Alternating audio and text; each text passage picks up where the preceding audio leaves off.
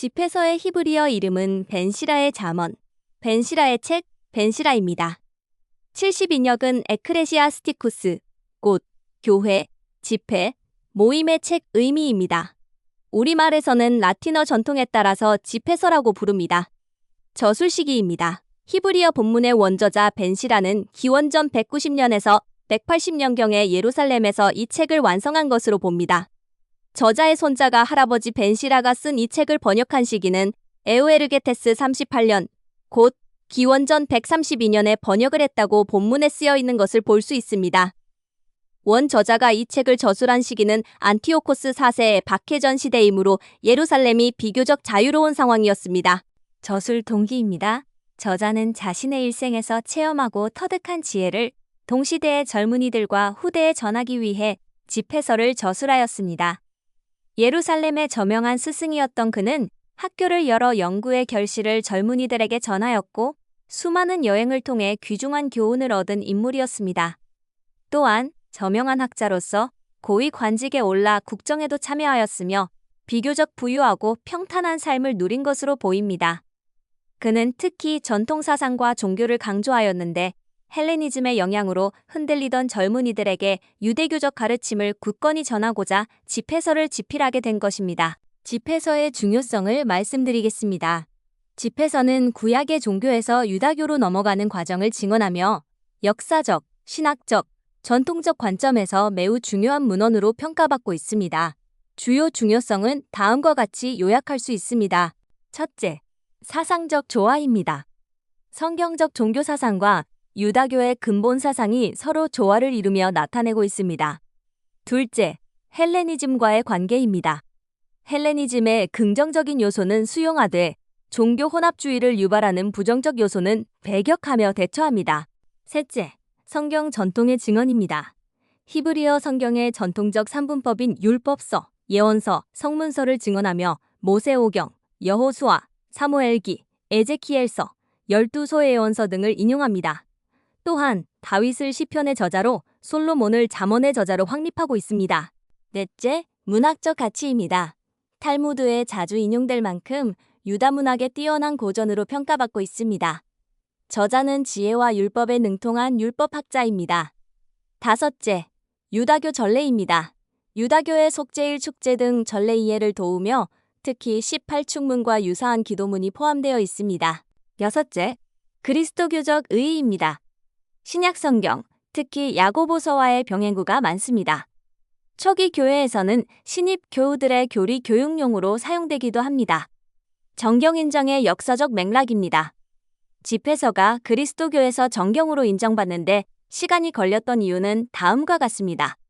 얌니아 종교회의에서 유다인들이 이 책을 구약 정경으로 인정하지 않았기 때문이며 본문의 복잡한 전수 과정 또한 그리스도교 측에서 정경으로 수용하는 데 망설임을 주는 요인이 되고 있습니다. 구조와 핵심 내용입니다. 집회서의 머리글은 원 저자와 번역자, 저작 연대, 원문과 번역의 집필 동기를 밝히고 있습니다. 벤시라는 율법서와 예언서 등 여러 성문서를 평생 연구하며 배우기를 즐기는 사람들이 율법에 맞는 삶을 더욱 진지하게 살아가게 하려고 히브리어로 집회서를 집필하였습니다. 그의 손자는 에우에르게테스 왕 치세 38년에 이집트에서 히브리어 사본을 발견하고 히브리어를 모르는 디아스포라 유다인들을 위해 같은 뜻을 품고 그리스어로 번역하여 출간하였습니다. 1장 1절에서 16장 23절 제1부 지혜와 금원들 이야기입니다. 주님을 경외함이 지혜의 근본임을 천명하고 모든 지혜는 주님에게서 옵니다.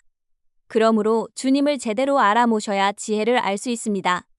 16장 24절에서 23장 28절 제2부 하느님과 창조, 그리고 금원들 이야기입니다. 하느님의 창조 위협과 창조주 앞에 선 인간의 위치를 서술하고 지혜로운 이와 어리석은 자에 관한 금원들을 나열하고 있습니다. 24장 1절에서 32장 13절 제3부 지혜와 율법, 그리고 금원들 이야기입니다. 지혜와 율법에 관한 가르침과 기타 금원들을 포함하고 있습니다.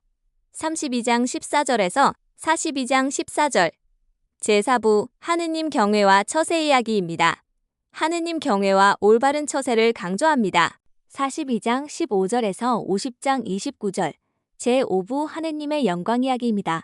하느님의 영광과 조상들의 올바른 삶을 기립니다.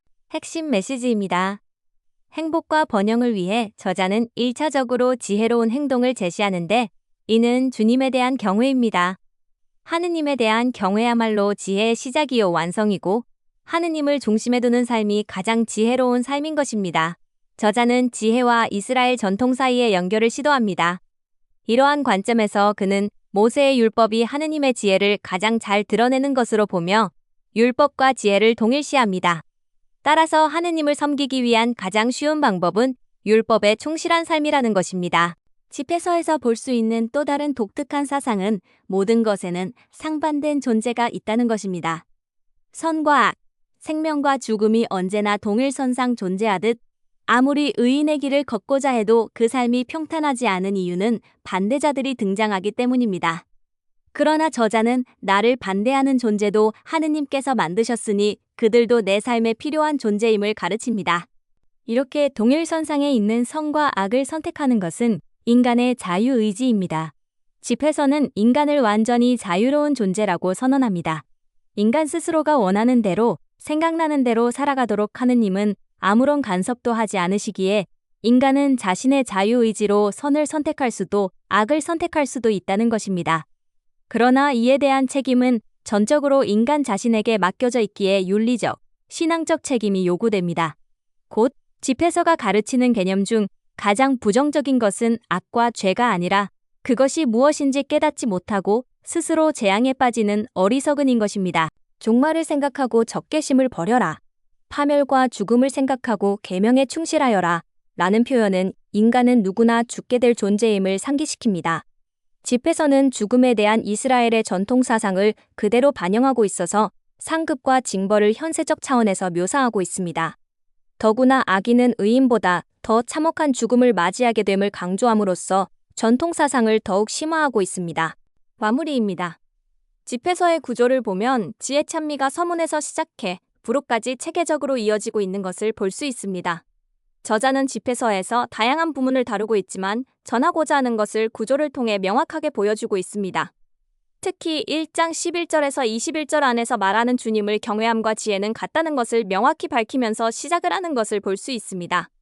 이 구절에서 말하는 지혜의 시작, 지혜의 충만함, 지혜의 화관, 지혜의 뿌리가 바로 주님을 경외함이며 이는 죄를 멀리하게 하고 이 경외심이 머무는 곳에서는 모든 분노가 사라진다고 말하고 있습니다.